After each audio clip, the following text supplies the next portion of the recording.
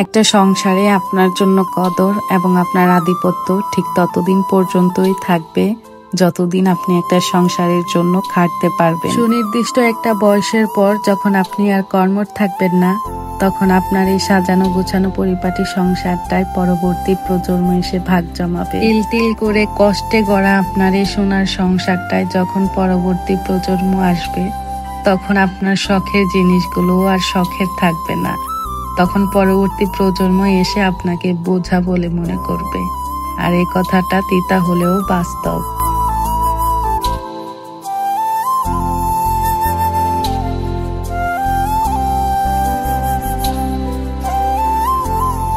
Hello everyone, আসসালামু আলাইকুম।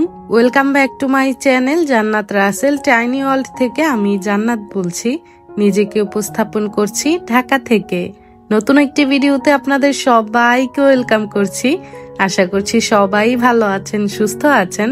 আলহামদুলিল্লাহ, আমরাও ভালো আছি। একটা সংসারের প্রয়োজনীয় কত জিনিসই না লাগে, তাই না? সংসার যত বড় হবে জিনিসপত্র তত বেশি হবে।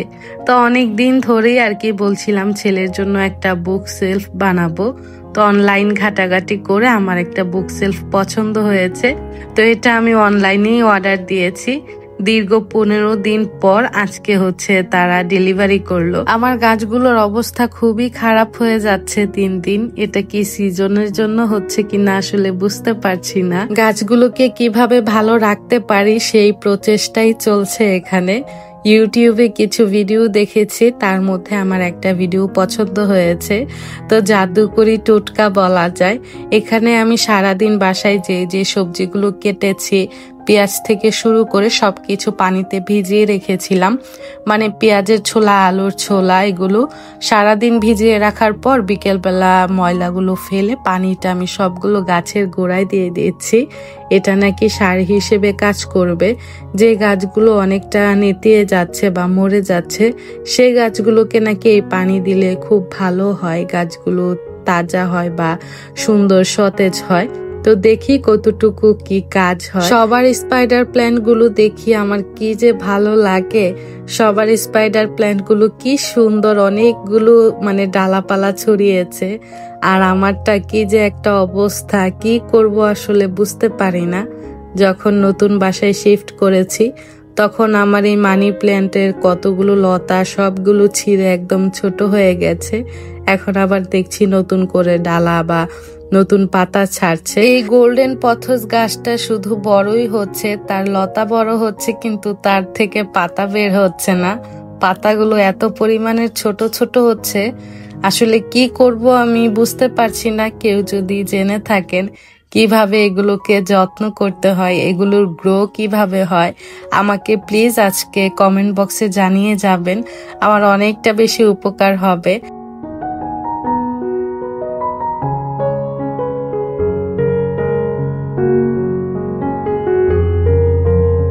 জানি না কারা কারা ভিডিওটি দেখা শুরু করেছে। যদি আমার আজকের ভিডিওটি আপনাদের কাছে একটু হলেও ভালো লাগে, প্লিজ সবাইকে রিকোয়েস্ট করব আমার এই ছোট্ট চ্যানেলটি সাবস্ক্রাইব করে আমার এই ছোট চ্যানেলের সঙ্গেই থাকার জন্য। আপনাদের একটি লাইক আমার জন্য অনেক বেশি গুরুত্বপূর্ণ, আমাকে অনেক বেশি হেল্প করবে। একটা লাইকের মাধ্যমে কিন্তু আপনাদের মতন আরো কয়েকজনের কাছে আমার ভিডিওটি পৌঁছে যাবে। আর যারা নতুন হয়ে আজকে আমার ভিডিওটি প্রথম দেখছেন, আমার ভিডিওটি যদি আপনাদের কাছে একটু হলেও ভালো লেগে যায়, প্লিজ আমার এই চ্যানেলটি সাবস্ক্রাইব করে পাশে থাকা বেল আইকনটায় ক্লিক করে দিবেন। যখনই আমি কোনো নতুন ভিডিও ছাড়বো তখনই আপনারা সঙ্গে সঙ্গে নোটিফিকেশন পেয়ে যাবেন। আপনারা আপনাদের সময় সুযোগ মতো আমার ভিডিওটি দেখে নিতে পারবেন। তো যখনই আপনাদেরকে লাইকের কথা বলি তখনই মোটামুটি ভিউ হয় বা লাইক হয়। আর যখন লাইকের কথা তেমন একটা গুরুত্ব দিয়ে বলি না, তখন কিন্তু আপনারা একদমই লাইক দিতে চান না।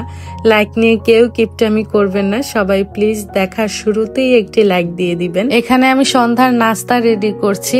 আজকে বাসায় শুধু চা বানিয়েছি আর বিস্কিট আছে। সন্ধ্যার নাস্তা আজকে চা বিস্কিট দিয়ে চালিয়ে দিব। আজকে সারাদিন কোনো রান্না বান্না করিনি। এখন যদি নাস্তা বানানোর জন্য প্যারা নেই তাহলে রান্নাটা আমার দেরি হয়ে যাবে। সেই জন্য সন্ধ্যার নাস্তাটা সিম্পল রেখেছি। আজকের ভিডিওটি আমি শুরু করেছি বিকেল থেকে। বিকেল থেকে রাতে ঘুমানোর আগ পর্যন্ত একজন গৃহিণী মা সংসারে কি কি কাজ করে, বাচ্চাদেরকে নিয়ে কিভাবে টাইম কাটায়, আজকে সেই সবকিছুই তুলে ধরবো একটি ভিডিওর মাধ্যমে। তার আগে বলে নেই, এখানে আমি রাতের জন্য রান্না বান্না শুরু করে দিয়েছি।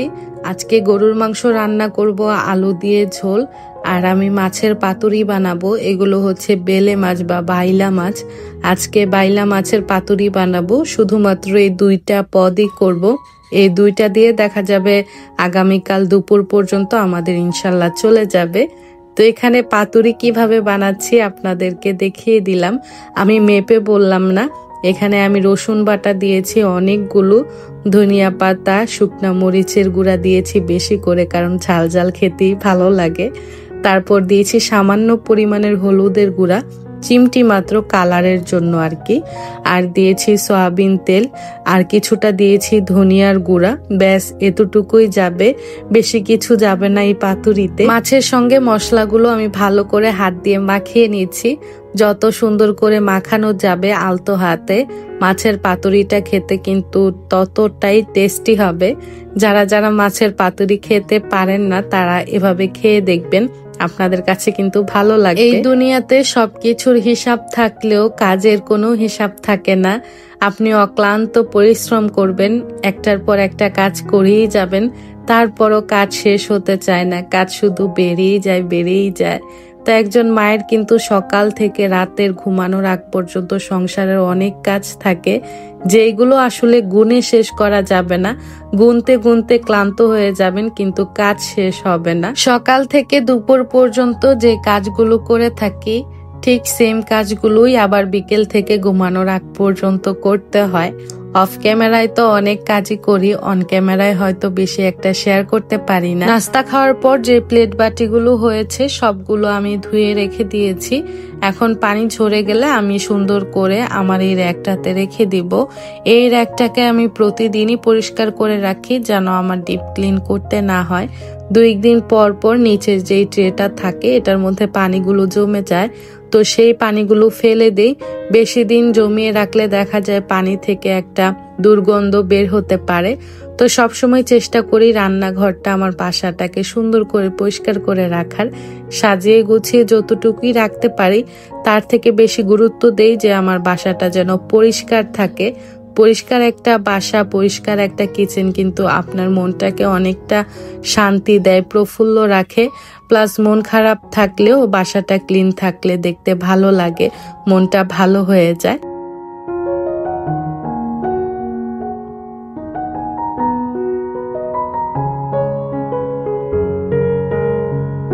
আমার বাসায় আমার বাচ্চারা সব ফল খেতে চায় না, শুধুমাত্র পেয়ারা ছাড়া।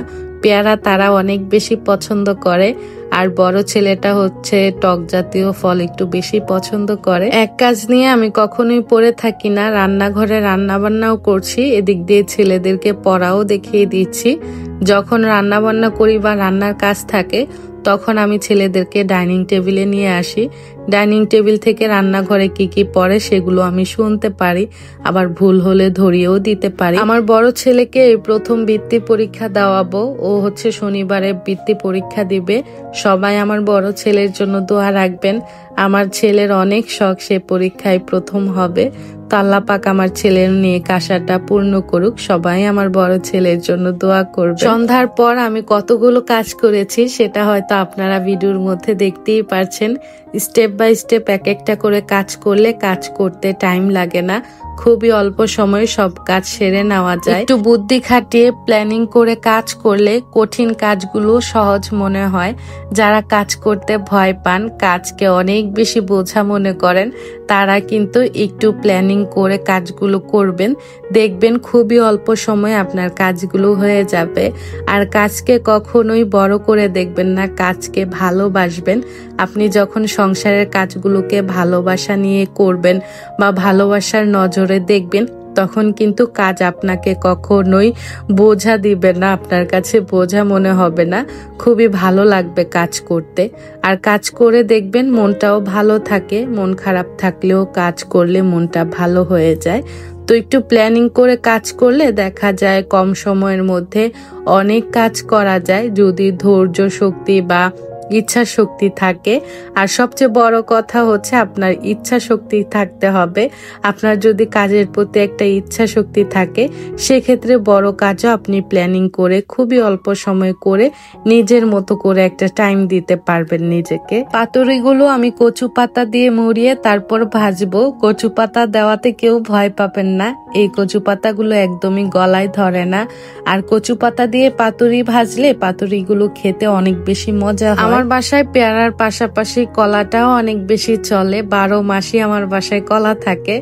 অবশিষ্ট যখন 2-1টা কলা এভাবে কলার ফানায় থাকে, কলাগুলো এইভাবে কেটে রাখলে 2 দিনও নষ্ট হবে না। আর ছিঁড়ে রাখলে দেখা যায় কলাটা কালো হয়ে পচে যায়। তো যারা এই বুদ্ধিটা জানেন না তারা অ্যাপ্লাই করে দেখবেন। আমার গত ব্লগে একজন আপু খুব করে রিকোয়েস্ট করেছে ওনার কমেন্টটা যেন পড়ি, ওনার নামটা যেন নেই। তৌকির আহমেদ আইডি থেকে একজন আপুই হবে। আপু লিখেছেন, প্রথমেই আপু সালাম জানিয়েছেন, আসসালামু আলাইকুম আপু। ওয়ালাইকুম আসসালাম আপু, কেমন আছো? আলহামদুলিল্লাহ ভালো আছি আপু, তুমি কেমন আছো? আজকে ফার্স্ট টাইম কমেন্ট করলাম, আপনার ভিডিও দেখি, কমেন্ট করা হয় না। আপনি খুব সুন্দর করে সবকিছু পরিষ্কার গুছিয়ে করেন, খুব ভালো লাগে আমার। আপনার ভয়েসটা খুব ভালো লাগে। আপনার কাজ কর্ম বা কথাবার্তা খুব পরিপাটি, আমার খুব ভালো লাগে আপু। আপু আমার নামটা নিও, ফাহমিদা কানু। ফাহমিদা আপু, তোমার জন্য অনেক অনেক ভালোবাসা, তোমার জন্য মন থেকে অনেক দোয়া রইল। তোমার কমেন্ট অনেক বেশি ভালো লেগেছে আমার। তোমার কমেন্টও পড়লাম, তোমার নামটাও পড়লাম। আশা করছি তুমি খুশি হয়েছ। শীত আসতে না আসতেই বাসায় এত পরিমাণের পোকার আক্রমণ শুরু হয়েছে। সবকিছুর উপরে পোকা একদম বিছিয়ে থাকে। এতদিন তো ধুলার আক্রমণে বাসায় টিকার মতো অবস্থা ছিল না, এখন ধুলার পাশাপাশি সে আরেকজন বন্ধু নিয়ে এসেছে। যতক্ষণ পর্যন্ত লাইট জ্বালিয়ে রাখি ততক্ষণ পোকার যন্ত্রণায় টিকা যায় না। এত পরিমাণের পোকা মরে কালো হয়ে থাকে, দেখলেও অনেকটা বিশ্রী লাগে। তো সবসময় চেষ্টা করি পোকাগুলোকে তাড়ানোর জন্য, ভয়ে এখন দরজা জানালাও অফ করে রাখি। তো আমার একজন আপু কমেন্ট করেছিল আমার এই টেবিলের কাভারটা আমি কত দিয়ে কিনেছি, কোন পেজ থেকে কিনেছি। এটা কিনেছিলাম হচ্ছে ভিডি ব্লগার হেলেনাপুর পেজ থেকে। দাম নিয়েছিল 2700 টাকা। বাচ্চাদের পড়াশোনা শেষ, ওদের পড়া শেষ হওয়ার পর ডাইনিং টেবিলটা আমি ভালো করে পরিষ্কার করে নিয়েছি। এখন ওদের পড়ার টেবিলটাও গুছিয়ে নিয়েছি। পড়ার টেবিলের বইগুলো এলোমেলো থাকলে না দেখবেন রুমটা অনেকটা এলোমেলো লাগে। পড়ার টেবিলটা বইগুলো যদি গুছানো থাকে তখন কিন্তু রুমটা দেখতে অনেকটা পরিপাটি গোছানো লাগে। তো বাচ্চা মানুষ আসলে নোংরা করে ফেলে, ওরা যতবার নোংরা করে আমি ঠিক ততবারই আবার জায়গা মতো সবকিছু গুছিয়ে রাখি। স্মল ফ্যামিলি বাই এমআর থেকে আমার গুণবতী মীরা আপু, আমার ভালোবাসার আপু কমেন্ট করেছিল, মিষ্টি মীরা আপু আমার, তোমার জন্য মন থেকে অনেক অনেক দোয়া রইল, তোমার জন্য অনেক অনেক ভালোবাসা।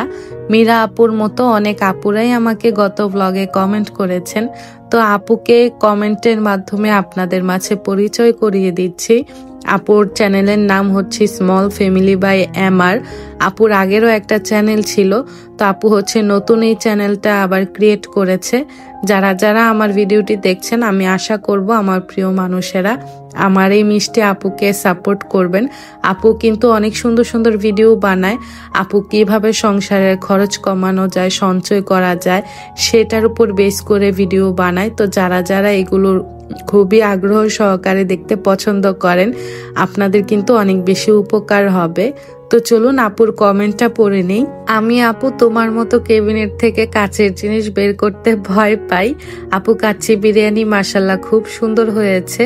যায়ের কথা যে প্রশংসা করতে পারে নিঃসন্দেহে সে অনেক বড় মনের মানুষ।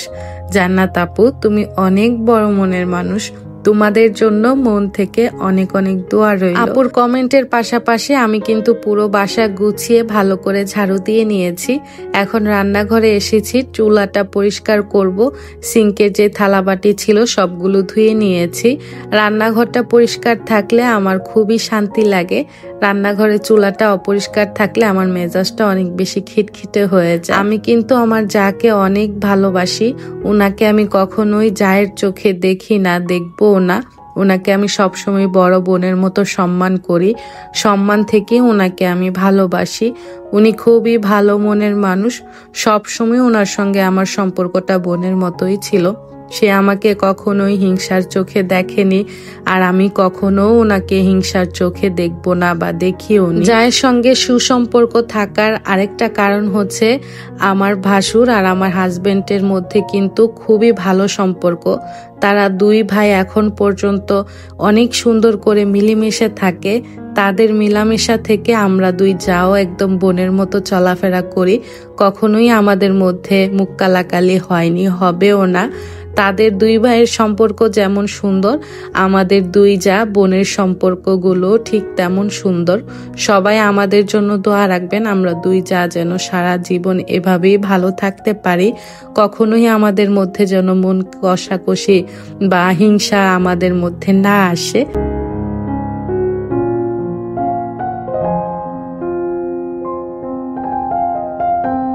নতুন বাসায় রান্নাঘরটাকে নতুন করে মনের মতো করে সাজিয়ে গুছিয়ে রাখার চেষ্টা করছি, যদিও একদিনে আমার এগুলো করা সম্ভব না।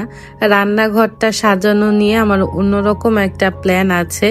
আল্লাহ যদি সহায় হয়, আল্লাহ চাইলেই প্ল্যানটা সাকসেস হবে। প্রতিদিন রান্নার পর বা ঘুমাতে যাওয়ার আগে আমি সব সময় রান্নাঘরকে এভাবে চকচকে করে রেখে যাই, যেন সকালটা আমার সুন্দর হয়।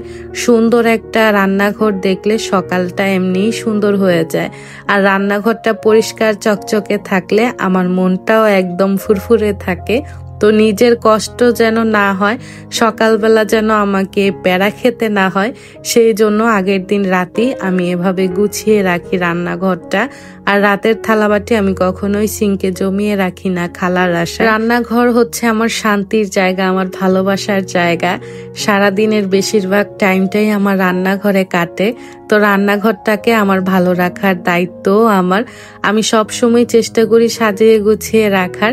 নতুন করে কিছু অ্যাড করিনি এখন পর্যন্ত, ইনশাল্লাহ সাজাবো আর কি সামনে।